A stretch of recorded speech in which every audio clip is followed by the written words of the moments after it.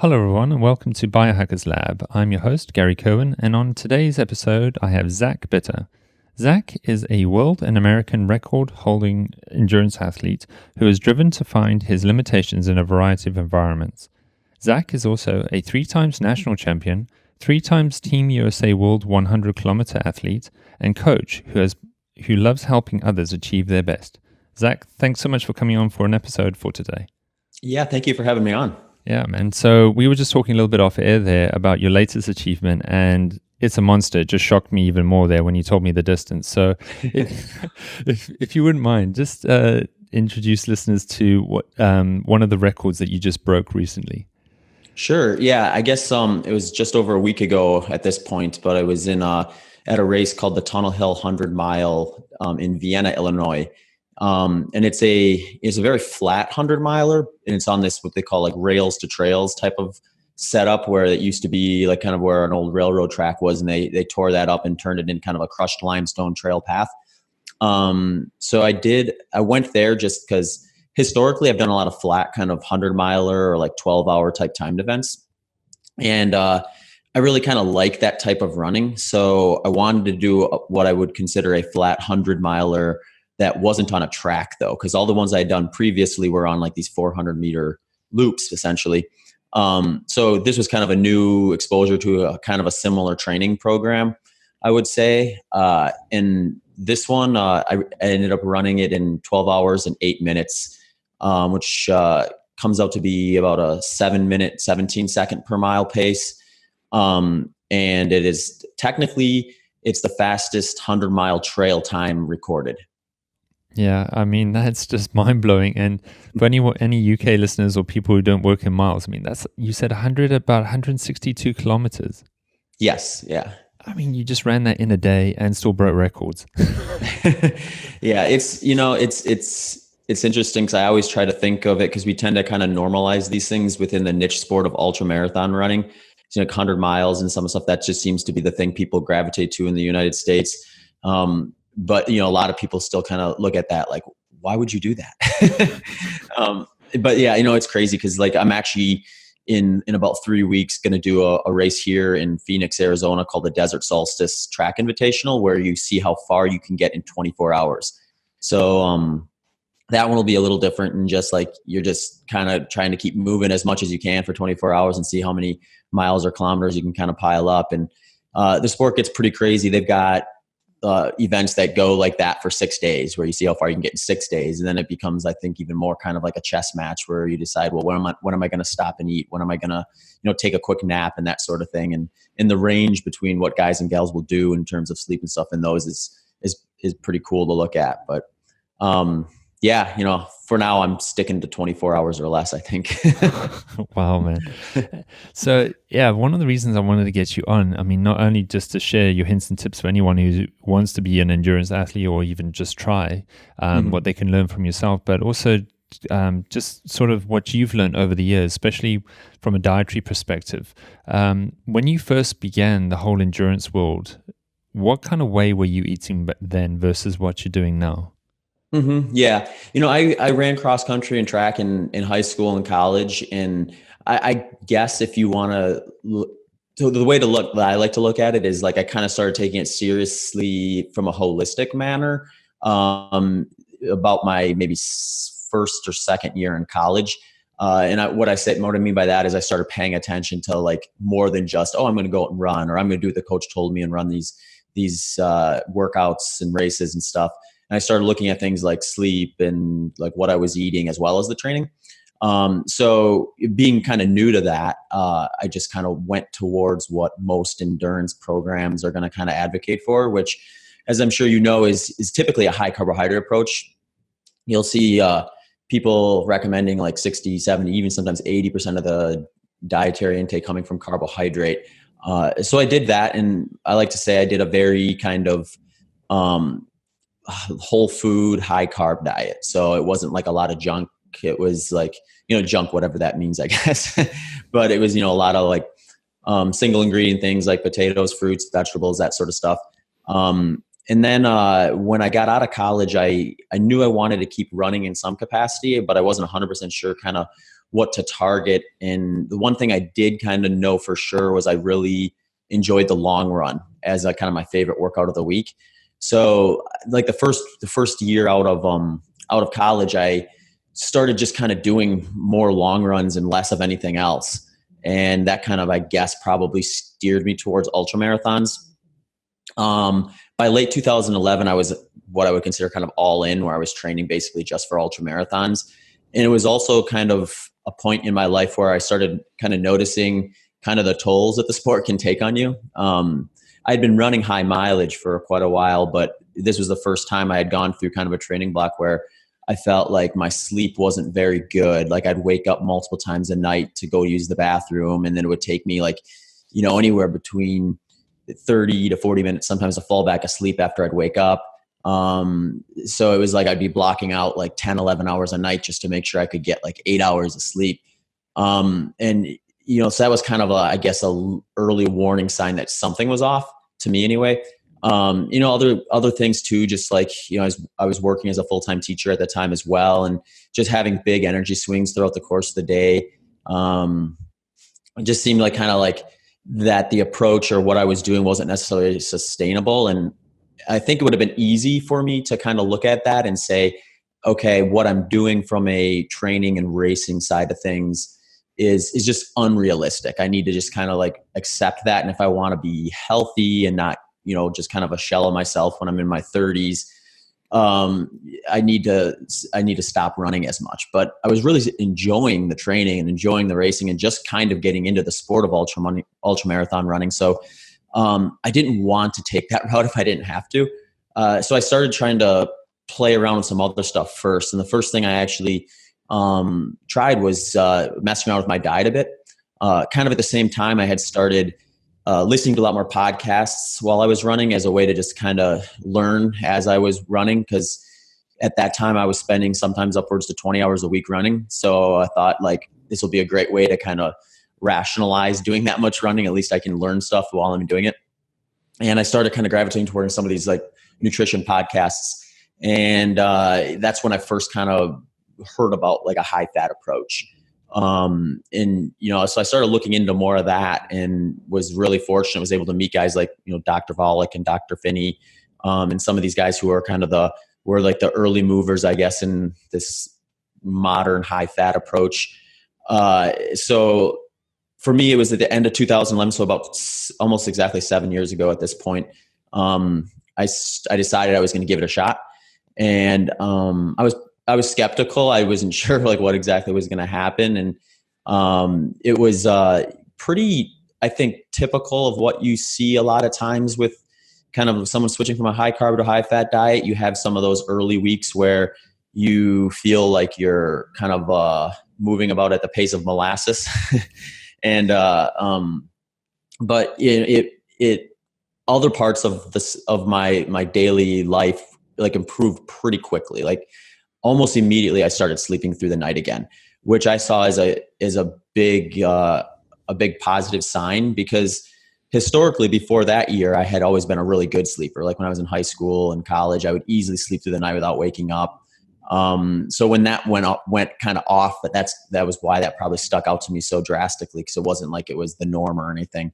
So like pretty quick, I started sleeping better. I started noticing my energy levels were more consistent throughout the course of the day. And then after about 3-4 weeks, my training started to kind of renormalize a bit too. And I was, I guess, smart about it in that I didn't try to implement it at like mid-season or something while I was doing a lot of intensity workouts or anything like that. I very much started kind of playing around with it at the end of a season. So I was building back up some slow volume stuff so I could kind of ease into it a little more without, I guess, stressing my body from a dietary and a physical side of things too much. And, I was pretty sold on it at that point, just because it surfaced as such a change in the way, like just all sorts of things were kind of working for me. And at that point it was just about, figuring out like, well, what is the high fat diet in context of extreme endurance, or even endurance for that matter? Because I think it is a little different than say like your classical ketogenic approach that, you're going to get like a pretty strict 30 to 50 grams of carbohydrate a day, and then just not really deviate from that often or at all. For me, I see it being a little different just because when I am training upwards of 20 hours a week, that's a much different lifestyle. So I like to call it a kind of a periodized high fat approach that is kind of catered towards like a super active or very active individual. Mm-hmm. And so with that one there, it's not what most people would think of it as a ketogenic diet, is what you're saying. It's you increased your fat intake, but did you find you still needed X amount of carbs though, because of the amount of activity you were doing? Yeah, it tends to range from my experience. I've gone through these kind of like N=1 tests like time and time again as I've gone through different training systems throughout the last 7 years. And usually what it comes back to for me is like when I'm kind of recovering from my goal race and either resting or slowly building up, that's when I feel the best and am just fine following a classic ketogenic approach with that, basically no carbohydrate intake. And then as I start adding more volume and starting increasing that, I notice like if I don't up my carbs just a little bit, I'll start to kind of like lose a little bit of performance or lose a bit of motivation to train at the level I want. So as I kind of go up in volume and intensity through the training rack, I bring my carbs up a little bit in comparison. Usually what that means is like during recovery phases, I'm under 5% carbohydrate intake. When I'm in like kind of peak training, I might get up to 20, rarely, but every once in a while hit like a 30% day intake of carbohydrate. Over the course of the year, I probably average, when you add in like all the recovery days, all the like just low volume, low intensity sessions, and then couple that with the build up towards the high intensity stuff, I probably average right around 10% carbohydrate as an average intake throughout the course of the year. So it's very much low carbohydrate compared to what you're going to see in a typical endurance protocol. And do you have any sort of mentor athletes or someone else in the endurance world who was doing something before you so that you could learn off them, or were you having just to figure the stuff out as you went? Yeah, I mean, I'm sure there's more people that were kind of doing it before I was. I wasn't real aware of a whole lot. I know Tim Olson, who is an ultra marathon runner as well. He was the first ultra runner that I had heard was playing around with it at all, but I really didn't know a whole lot about what he was doing specifically, other than that he was following more of a high fat approach. And so like I was like just kind of behind Tim in terms of like he kind of got really popular in 2012, 2013 when he won the Western States 100 2 years in a row and broke the course record at the time as well. So he was kind of someone who I was watching a little bit with that. But yeah, a lot of it was trial and error. And, it wasn't something that I got into to try to prove a point. So for me, it was like, what is going to work? What is going to make this sport sustainable? And, so for me, it was get your body really, really fat adapted, and then use carbohydrates kind of, or glucose for like rocket fuel at the right time. And for me, it just didn't make a whole lot of sense to be hitting that fuel source as often as you see in a typical endurance training program. The way I use it, or the way I try to break it down simplistically, I guess, is that essentially you have two fuel tanks on you. Your one fuel tank, your body fat is essentially unexhaustible during an event. So that's a fuel tank like that is going to be available to you the whole time. And then you have your glycogen stores, which are very finite relative. So for me, it's like, well, which fuel tank do I want to take the most energy from? And which one do I want to take the least from or use strategically? So that kind of made sense to me from that standpoint. And I think especially in ultra marathon running, when we're going, typically 10, 12, and then when you get into the 100-mile distance, especially on like mountain trails, you're going 20 plus hours. It just doesn't seem to be necessary to be burning high levels of muscle glycogen and trying to restock that on the fly at the rates you would need to kind of stay on top of that for 20 plus hours. Mm. And when you were mentioning carbohydrates earlier, what's some examples for people with like, are we talking rice, potatoes? What would you need? What would you fuel up on? Yeah, for me, like in day to day, like meals and stuff like that, I gravitate towards a few that I found that just kind of work well for me for whatever reason. And that tends to be like sweet potatoes, regular potatoes, melons, berries, raw honey, that sort of thing. I've worked with other athletes in the past who they usually find something that they like that works for them. And for me, I don't put a whole lot of emphasis on exactly what it is from the carbohydrate source, as long as they're taking it as long as their timing is right and it's working well for their own digestion. And are you doing this more like pre or post, or just to time? Have you found there's a timing, the best time to take the carbohydrate too? Yeah. For me, it seems to be like advantageous to do it like right after a hard session, and then maybe the night before a big session. So like if I have a big training week where I'm going to have a couple of workouts in there plus some high volume, at dinner I might have like a couple sweet potatoes, and then I'll go out in the morning relatively fasted. I might have some like coffee with cream, tiny bit of raw honey maybe. And then when I finish, I might have, a couple pieces of fruit or something like that. And that usually the question that I ask myself is, after this hard effort, is the goal to get out and work hard again the next day, or is the goal to recover? And if the goal is to get out and work hard again the next day or even later that afternoon, that's when I'll bring back a little bit of the carbohydrate. If the goal the next day or even 2 days is recovery, like really easy running or maybe even a rest day, that's when I won't put the carbs back. Because to me, it's more of a timing thing. I don't always think it's even as much an intensity thing. Because usually if you're doing a very intense training program, like someone who's like powerlifting, or short bursts, like high intensity type stuff, their workouts are so short in duration, they're not going to deplete their glycogen stores. Then they're typically not going to work out again for another maybe 23, 24 hours. So for me, when it gets to be the time to be strategic about carbohydrates is when the time between sessions is short and the energy demand from each session is large. So that's when I find that I need to kind of bring back a little bit of carbohydrate to kind of speed up that process, or I guess hack in extra work that I wouldn't maybe be able to do at a quality way if I left the carbs out altogether. Mm-hmm. And I'm guessing you must need a lot of calories in a day. When you're training, you need to eat a lot of food, right?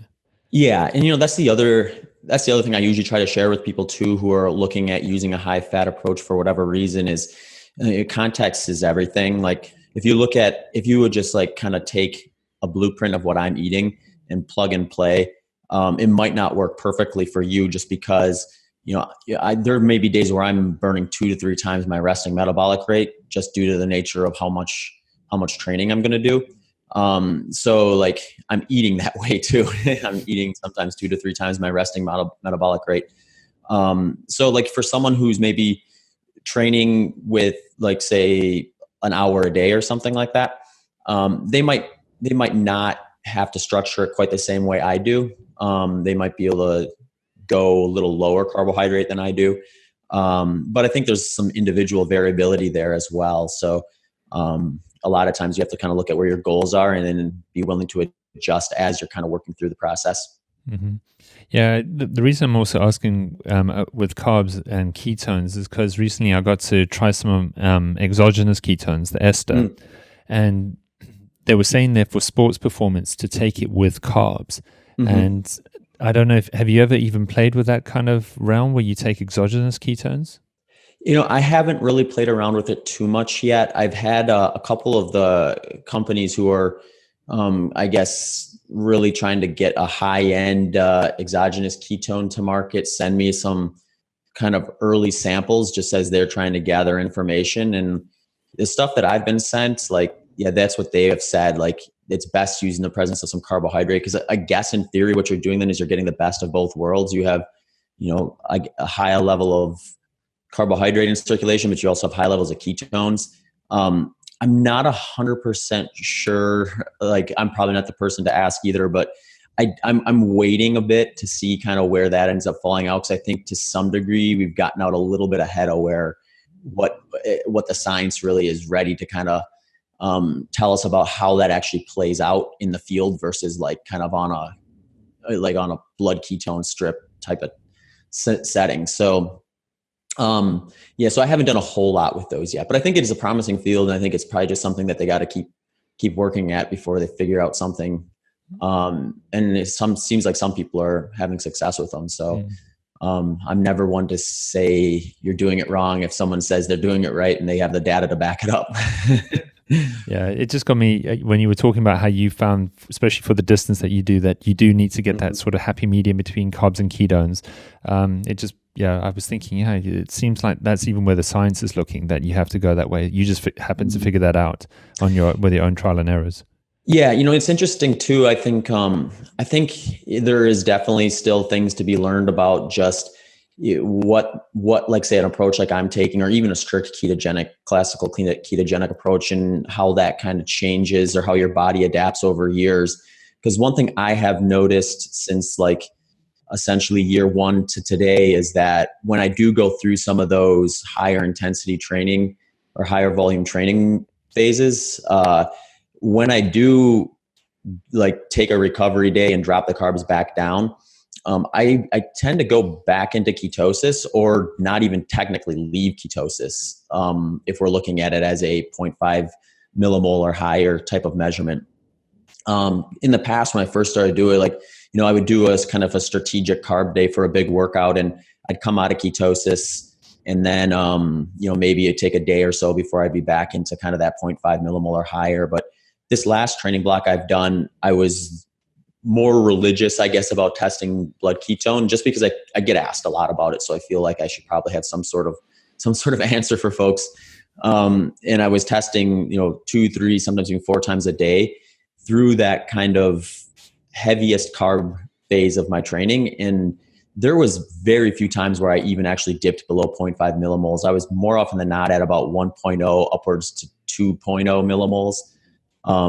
So that makes me wonder, really, how are we defining ketosis with athletes versus ketosis for someone who's trying to maybe use it as a way to manage their type 2 diabetes or epilepsy or something like that? Because I guess if we're going to use a measurement as the clinical, or as the definition of whether you're following a keto or a ketogenic diet, then you look at the data that I drew during that training session. I was very much, I guess, following a ketogenic diet from a millimole standpoint in ketones. Mm-hmm. And so you've been eating a more high-fat ketogenic kind of way since about 2011, it sounds like. And the biggest takeaway I got from what you were saying earlier on is you noticed that change in recovery. So you were struggling with your recovery factor and noticing that with your sleep. So have you still found then, even after all these years that you've been eating this way, that you've managed to keep that good sleep quality going when you stay in a more ketone-based way of eating? Yeah, I would even venture to say that I feel like sleeping is one of my strengths as an athlete. I don't know how people can stay in the sport for more than a year if they're not sleeping well, to be honest with you. I think it's mind-boggling to me, because I know how much better I feel when I get a really good night's sleep, and I can kind of get that on a regular basis versus how I feel when I'm sleeping restlessly, or maybe skipping out on an hour or two here and there for a couple of weeks at a time. So that's something I'm fairly well convinced is a strength of the approach, at least for me anyway. Other people may have other experiences, but for me, when I have that nutrition dialed in, I think that really does correlate with the quality of sleep. And it's not hard to find it difficult to sleep, I think, when you train really hard, because you're asking so much of your body. It's almost like if you don't give it what it needs, then it's gonna respond in a negative way, which I think surfaces with how well you're sleeping or not sleeping. Yeah, and I think you listened to it very early on, which is a good thing. You didn't let it last for years and years and years and end up in a burnout stage. And that's what that's one topic with sport that I'm really interested in, and I certainly don't have all the answers or any of the answers for that matter. But we tend to, whenever I have these conversations with folks who are convinced that the science is settled and that all endurance athletes, regardless of whether they're doing a 5K, 10K, or 24 hours, should be doubling down on carbohydrate. They're always wanting to point to, well, look at all the Olympic athletes, like the world record holders at, Olympic distances, and they're all following a high carbohydrate diet. And that may be true, but the other thing that we have that's very consistent with Olympic athletes, gold medalists, world record holders, is they tend to be in their 20s and 30s. And it's one of those things where I don't necessarily want to look at the most robust population that has gifts beyond what the average person has, and then a work ethic and an ability to get through those training blocks, make it through uninjured, and then use that as the gold standard for our kind of exercise performance protocols for most people. Because there's countless other people that we just don't remember that maybe fell out of the sport at age 28, or burnt themselves out at age 30, and had all the skills, all the genetic natural ability that some of these gold medalists had, but just didn't get through the training program for whatever reason. And is that always dietary nutrition? No, but sometimes I have to think sometimes it is. And then the next question is, well, what would happen if we would have given them a different nutrition protocol that they hadn't tried? Would that have sustained their career or help them get through some hard parts and stuff like that? So I think it's definitely something that's worth looking at. Mm-hmm. Yeah, because one of my thoughts too, when you've been in a sport as long as you have too, would you go back to your 18-year-old self or 21-year-old self and then say, you've got to try this way of eating now? Or do you think, when you were talking about the nuances again, that when you're in your late teens or early 20s, that is a more ketogenic approach a good approach, do you think, potentially? Or is it only when you start going 25 and above or getting close to your 30s when you notice that change in sleep and recovery issues, that's a sign that you need to switch? Yeah. That's a great question. I think, for me personally, I wish I would have started earlier, just because I think that there's definitely one of the things I'm most curious about is what are we going to see with, someone who does start at least a higher fat approach. I don't think with kids it needs to be a ketogenic approach, but a higher fat approach, so that their body is more or less aware that fat is its primary fuel source. What does that person look like when they hit their mid 20s, 30s, or my age, and they have not 7 years with it? Because I still have a longer amount of time of my life spent eating high carbohydrate than I do high fat, even though I've been doing it for 7 years. What happens when we get someone who's 30 and they've been following it their whole life? Are they even that much more resilient to being able to use glucose as kind of as more of a rocket fuel type of thing? Or are they be able to push higher intensities kind of into the phases of or into a lower carbohydrate approach than I am? Are they even that much more kind of adapted, I guess?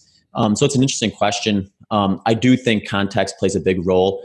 Even for me, if I were to go out and say, I'm going to try to run the fastest 5K I could possibly run, and I'm going to spend 6 months training for it, I would structure my nutrition probably differently than I would when I'm doing a 100-mile training block. So I think there's a little bit of nuance involved when you're trying to do something that isn't necessarily what I would consider the epitome of a healthy lifestyle. I think people look at running and they say, okay, running is healthy for you, it's good for you. And it certainly is. But training for maximum performance, I think, is at least a little bit of an uphill battle in terms of health. I don't think I'm extending my life by running 100-mile races. So I think that's when you have to kind of get a little bit creative with what you're eating in order to maximize performance. And I think that's a little bit different than, say, just running and eating for pure health or longevity. Mm-hmm. I want to get into even joint health, because that's one thing people are going to think about with runners. But before we get to that, I want to touch a little bit more on fat and then protein. So fat wise, do you have a favorite source of fats that you like to consume to energize you? Yeah, I tend to. I've kind of changed a bit, I guess. The one thing that's changed the most in the last 7 years within the approach I'm taking isn't necessarily the macronutrient ratios, but more so like kind of where they're coming from. And then if there is a shift in macronutrient ratios, the most is probably protein. I tend to get most of my fat from animal fats. I eat quite a bit of really fatty meat as kind of a staple in my diet. So a lot of that fat fuel is going to come from that. I'll supplement with other things too, like coconut oil, clarified butter, extra virgin olive oil, some seeds and nuts. I try not to do tons of those, but when I'm in high training, sometimes I'll have some of that in there as well. But yeah, that's usually the bulk of it is from kind of some oils and then animal fats. Okay. And yeah, I mean, you do a podcast with Dr. Sean Baker, who's been on the episode before. And we all know Sean is a carnivore, yeah, a very strict one too. And so have you recently changed to eat more protein then since with your journey too, versus maybe what you were doing even when you started in 2011 with a higher fat approach? Yeah, I guess the biggest way I've kind of done it is from more of just a way I kind of view it. In the past, I was just kind of following what I think a lot of people assume is the right path, where you can have like you have to be kind of keep the protein in a certain window, like don't exceed a certain amount of grams per day, but make sure you're also getting at least this much, and then that kind of changes by your activity level and your body weight and stuff like that. But more recently, I've just been a little more relaxed on that. I'm not nearly as concerned about taking in like a big bolus of protein all at once, or going over a certain threshold of protein. So just by the nature of the amount of meat I eat in a day, I probably get at least 150 grams of protein, if not more, on some days. So that's probably a little higher than it would have been in the past. I've done phases where I even tried to keep had tried to keep my protein at around 100 grams. That I just don't do that anymore. I didn't see anything from a way I felt as that being ideal or better. And I tend to feel better when I'm not as strict about that. So, we've had a couple cool guests on our podcasts, Dr. Ben Bickman, Professor Stuart Phillips, Ted Naiman. So a lot of guys who've been like kind of really looking into this whole protein situation, and their message is that it's not something that I should really be worried about. So I'm not afraid to let my protein drift up to 20% of my intake, if not higher, some days, especially on recovery days. Mm-hmm. And yeah, I mean, for you, something else when it talks about recovery, I'm guessing like muscle soreness, stiffness, those kind of factors. Is that something else that you notice when you tweak the way that you eat that influences that? Or would you say that's more just a hydration or a sleep thing? Yeah, it's always hard to kind of tease out what's causing what with the amount of training, and then all the other variables, like you said, like hydration and sleep and all that stuff. But like if I had to try to put my finger on it, I feel like in terms of just like tightness in my legs, that tends to feel best when my carbs are the lowest. And when I do bring them back, I tend to go. I err on the side of caution, I guess, in how much I use. It's hard to always tease that out, because usually when I do have my carbs at the highest, I'm also training my hardest. So that's when I'm most likely going to have a few more aches and pains. And then when I'm recovering, it's, I'm not doing quite as much, if any, damage to my muscles and stuff. So then it's going to progressively be getting better. But, one thing I have noticed is that when I finish a goal race and I'm really, really good about kind of dialing in my nutrition to where I think it needs to be during that recovery phase, I tend to get back into training quicker than I would have previously. And the best way for me to describe it is like, in the past, when I would do more high carb or be like kind of relaxed or not necessarily follow my ideal recovery protocol, post races, the first couple of weeks after, I might take a few days off and then start doing some easy running, and be about 2 weeks before I would ever even think about doing anything outside of just some easy jogging. Whereas when I'm really strict for those like maybe 3, 5, even 7 days afterwards, I tend to kind of get that pop back in my leg a little quicker. It seems like for whatever reason, whether my body's kind of flushing out some of that swelling and stuff quicker when I'm not eating the carbohydrates. I don't know for sure, but I can tend to kind of get back into full training quicker when I kind of have that good low carb recovery protocol in place. Mm. And just talking again about longevity and being able to stay in the sport so long, so I know a lot of marathon runners, they may have knee issues just because they're more running on tarmac all the time. But I'm also just thinking like your running style. Are you sort of more like a minimalist shoe, barefoot kind of runner? Is that something else that you think has allowed you to run for so long? Yeah, I've definitely paid a lot of attention to that. Like almost the same around time I started doing kind of the high fat approach. I also started looking into like what is like a natural like running, not as much technique as much as like footwear. I've gone through I went through a phase where I went like very minimal, where I was wearing just basically shoes that would have like a slab of rubber on the bottom, and now I'm more inclined to kind of look at it as like a positioning standpoint. I'm not as concerned about the cushion as I am about being on a flat platform. I work for and run for Ultra Footwear, which makes a natural running shoe. You can get anything from a minimalist shoe, which is, we've got a shoe that's 3.9 ounces and you can crumple it up in a little ball, and you can get some as highly stacked as like, I think the highest one right now is 32 millimeters. So that's a pretty big platform, but it's all flat, zero drop, with a foot shaped toe box. So it does help to kind of put your body in a natural position. And when you're talking about the number of steps you're taking running, for 100 miles or doing a training week of 15 to 20 hours, that's a lot of steps to kind of add up if you're at even off a little bit in your mechanics. So it's definitely something that I've thought about, because I've always, since the end of college, been kind of a high volume runner. And you definitely hear all the chatter about, oh, you're going to ruin your knees, your hips are going to be bad. By the time you're 70, you're going to be waddling around, that sort of thing. And it's like, I think a lot of that more is to do with, poor mechanics, like not using your body properly when you are using it. Mm-hmm. Yeah. So I was just thinking the mechanics is going to be definitely one thing to maintain your longevity.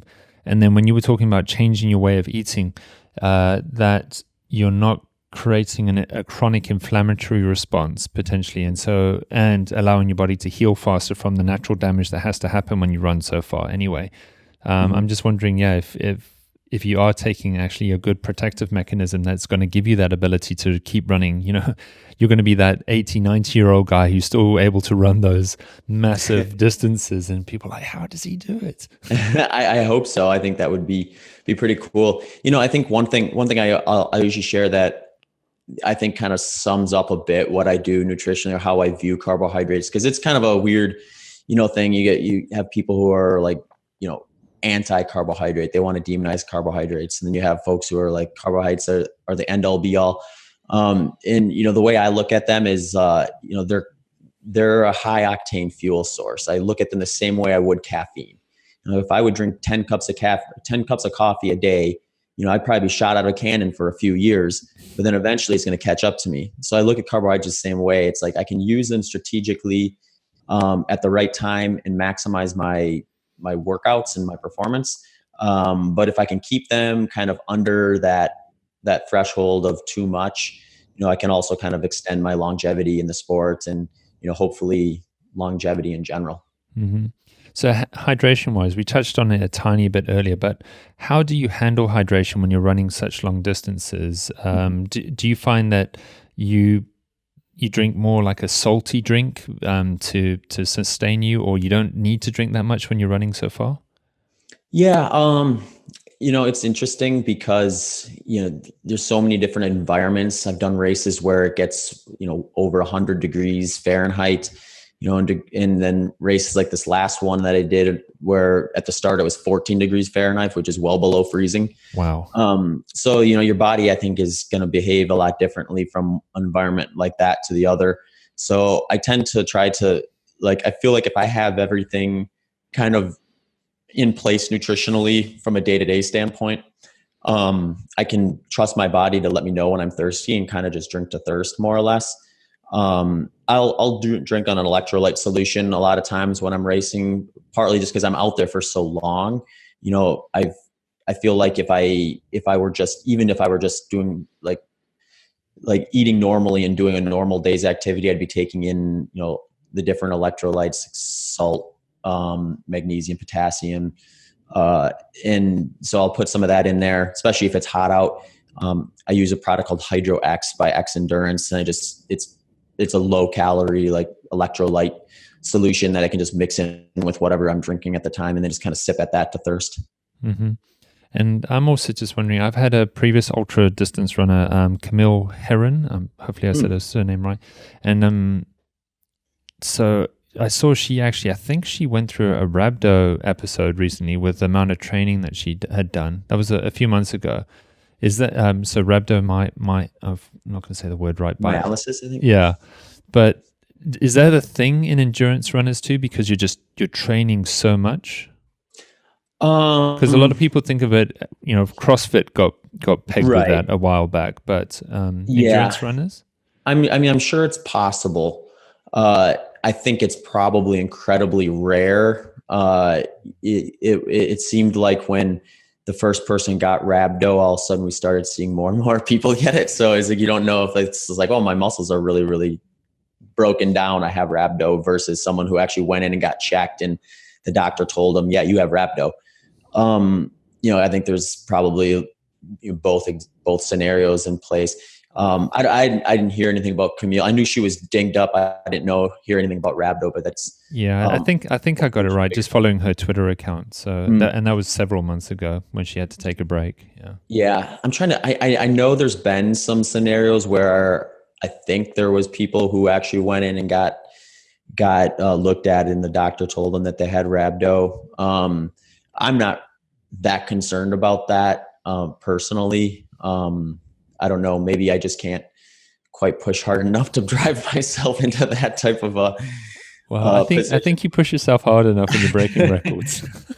at 100 miles. Am I right though with that? It's usually a combination of just like the eccentric contraction coupled with like severe dehydration is what's going to kind of more often than not cause that. Yeah, maybe that's one of the pathophysiologies behind it. Dehydration, and then just you're still exerting, and your body's just trying to break down protein, and then that's why you can't pee, and then you end up peeing blood, and the other issues I think that go with it. So, yeah, no, I felt pretty wrecked after races before, but I don't think I've ever been in a position where I was worried that would have been the scenario. But it'd be interesting to look at because I'm sure we have enough data points now with ultra runners that there's probably got to be a few people out there who've got some case studies for us. But yeah, she was interesting too when I spoke with her, because she's a Comrades marathon winner, and one of her secrets was actually drinking a beer in the second half of a race to win.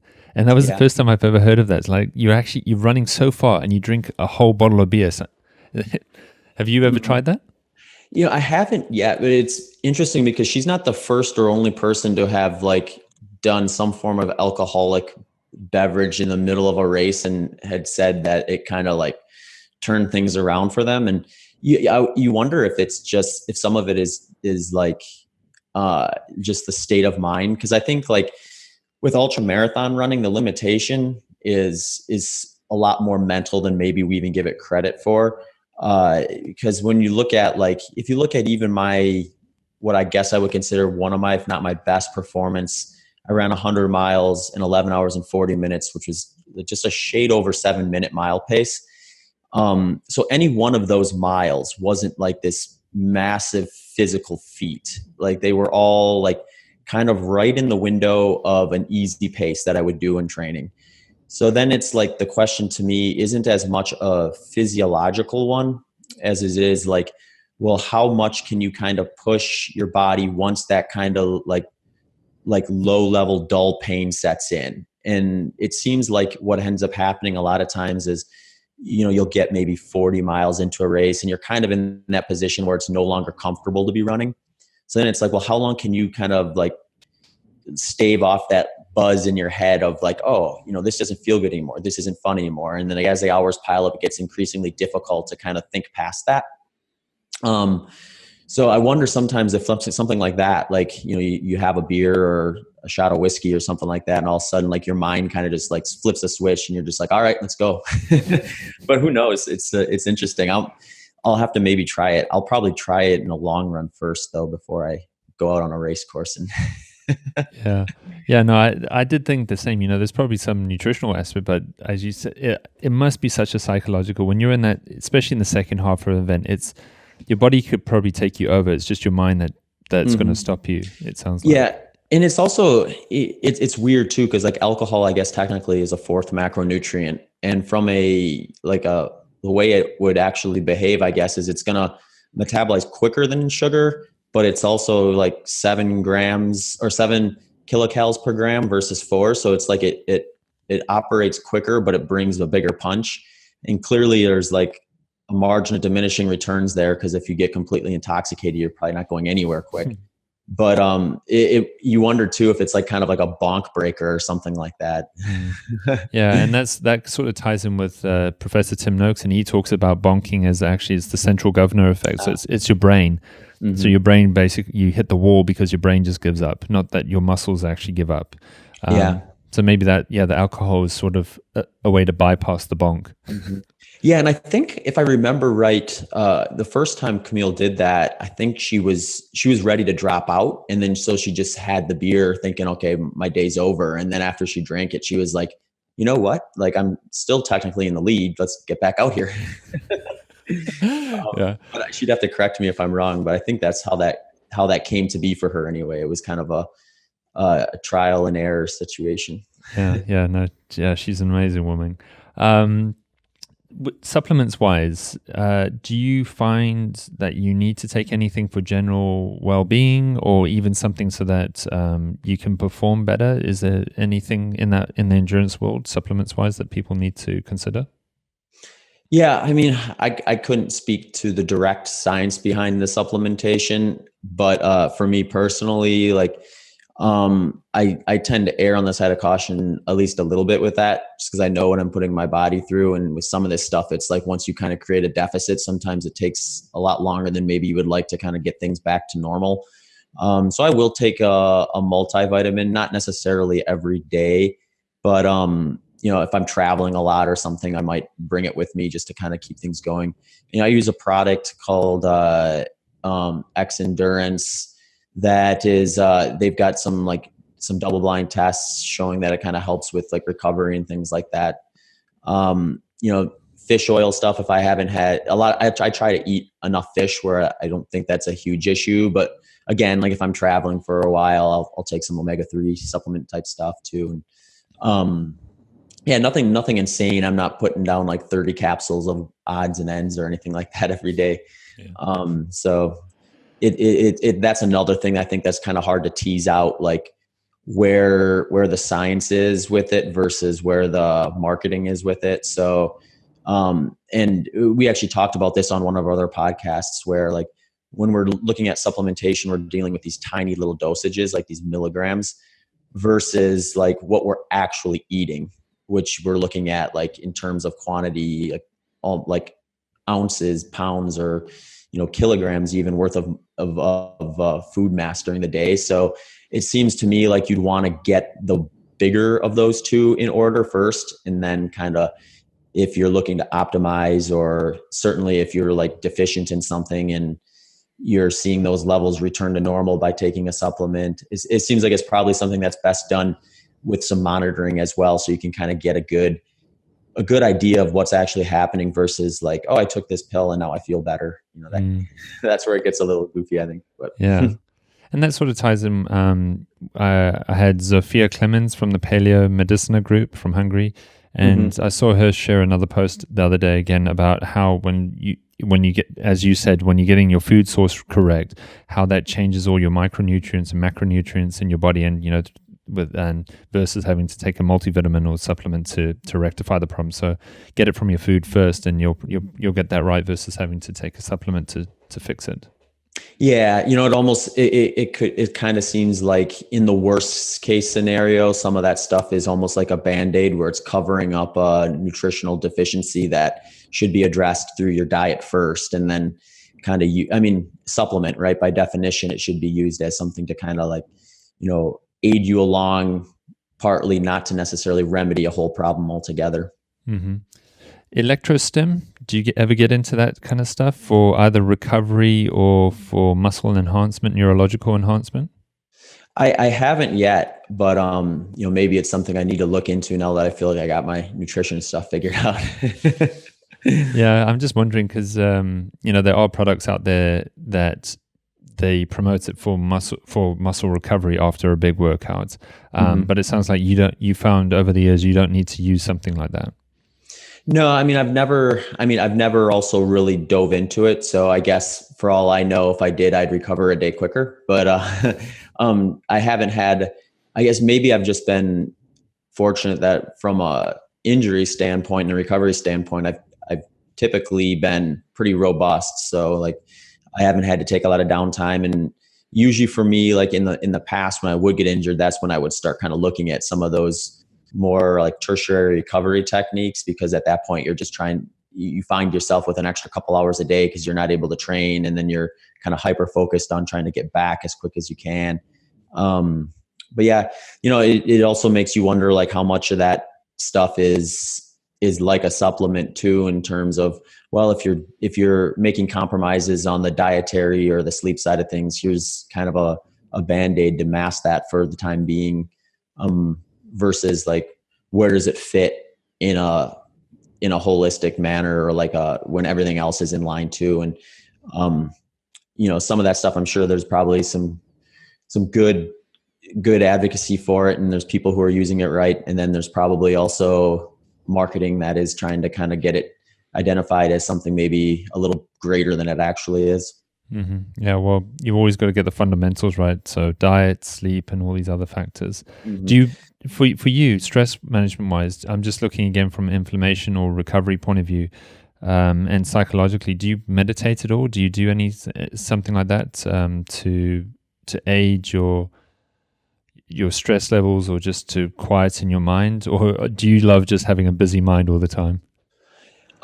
Yeah, I don't do anything structured. Like I don't like block out like 15, 20 minutes a day and just say, okay, I'm going to meditate or anything like that. But, I guess maybe it's just a personality thing. I don't tend to like let my mind go haywire 24/7. I think I find myself drifting into kind of more or less a meditative state from time to time, whether it be just like driving from one spot to another, or, like walking to the grocery store or something like that. So I'm very aware of like when I've been kind of firing on all cylinders for a bit too long and need a break. And then I just tend to kind of relax and pick an activity that kind of puts me in a position like that. At least that's how I look at it. Mm-hmm.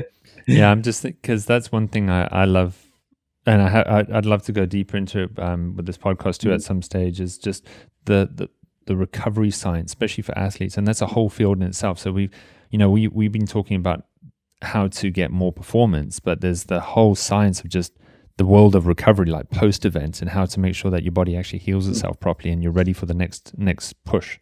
Yeah. And, there's definitely people who are much more type A than I am, I suppose, who they cannot turn their brain off if they don't actually sit down and like kind of drive that process. I think, they just seem to be, their brain always seems to be going 100 miles per hour. So those individuals are probably the first people to really see a lot of benefit from like kind of a structured meditative thing, I would think.